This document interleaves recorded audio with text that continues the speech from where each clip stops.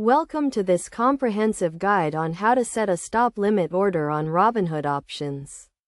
A stop limit order is a type of order that allows you to limit your losses or lock in profits by automatically selling a security when it reaches a certain price.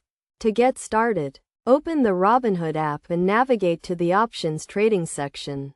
Select the stock or ETF you want to trade options on and choose the specific option contract you are interested in. Next, tap the trade button and select the sell option.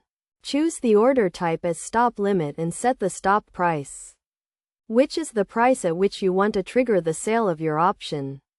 Then set the limit price, which is the minimum price at which you are willing to sell your option.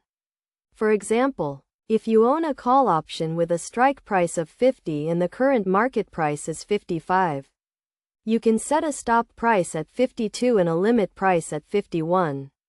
This means that if the market price falls to 52, the stop limit order will be triggered and your option will be sold at a price of at least 51. When setting a stop limit order, it is essential to consider the volatility of the underlying stock and the current market conditions. A stop limit order can help you limit your losses, but it does not guarantee that your option will be sold at the limit price. In addition, it is crucial to monitor your stop limit orders and adjust them as needed. You can do this by going to the Orders section of the Robinhood app and editing or canceling your existing orders. Best practices for using stop limit orders on Robinhood options include setting realistic stop and limit prices, regularly monitoring your orders, and adjusting your strategy based on market conditions.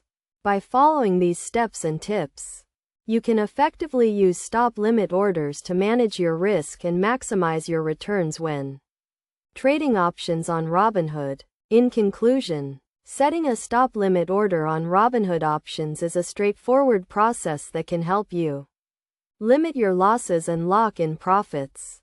By understanding how to set a stop limit order and using it effectively, you can become a more confident and successful options trader.